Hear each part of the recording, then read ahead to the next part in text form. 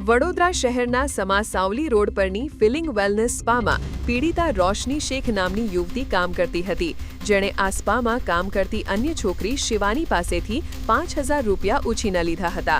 રૂપિયાની લેતી દેતીના મુદ્દે વકાર, શિવાની અને ફજેરી કુલ 3 લોકોએ રોશનીને કિડનેપ કરી હતી.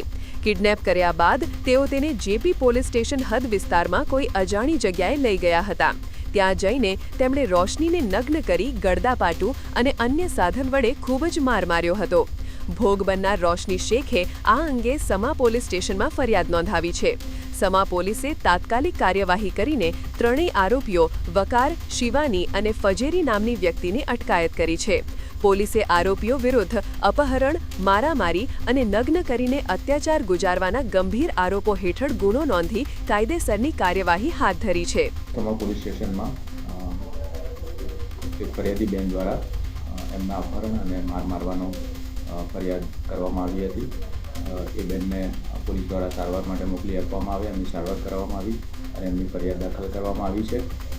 અને આ ફરિયાદ સંદર્ભે અત્યાર સુધીમાં પોલીસે 3 આરોપીઓને અટેક કરેલા છે અને આગળનું ઇન્વેસ્ટિગેશન હાલ ચાલુ છે. ખાસ કરીને યુવતી ક્યાં જોબ કરતી હતી અને કેટલા રૂપિયાની લેતી દેતી હતી અને ક્યાં જઈને એને માર મારવામાં આવ્યો? ફરિયાદ કરનાર બેન જે છે એ વેલનેસ સ્પા નામના કેન્દ્રમાં કામ કરતા હતા અને તેમને અહીંયાથી વાહનમાં લઈ જઈને જુદા જુદા વિસ્તારમાં અને તાંદલજા વિસ્તારમાં લઈ જવામાં આવ્યા હતા અને ત્યાં એમને માર મારવામાં આવ્યો હતો. એ પ્રકારની એમની ફરિયાદ છે. તાંદલજામાં ક્યાં લઈ ગયા હતા?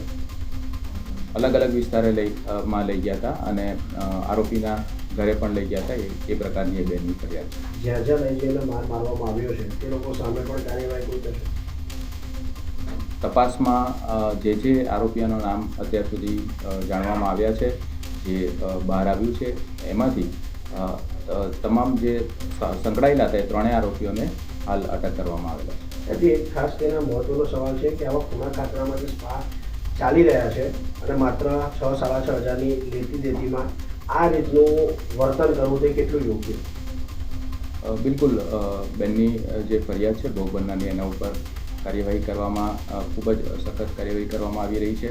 પોલીસ દ્વારા તમામ પાસાઓને લઈને વિગતવાર ઇન્વેસ્ટિગેશન કરવામાં આવી રહ્યું છે અને જે કોઈ પણ આ બનાવમાં સામેલ હશે એ તમામ વિરુદ્ધ ધોરણસરની કાર્યવાહી કરવામાં આવશે. બેનને ક્યાં ક્યાં માર મારવામાં આવ્યો?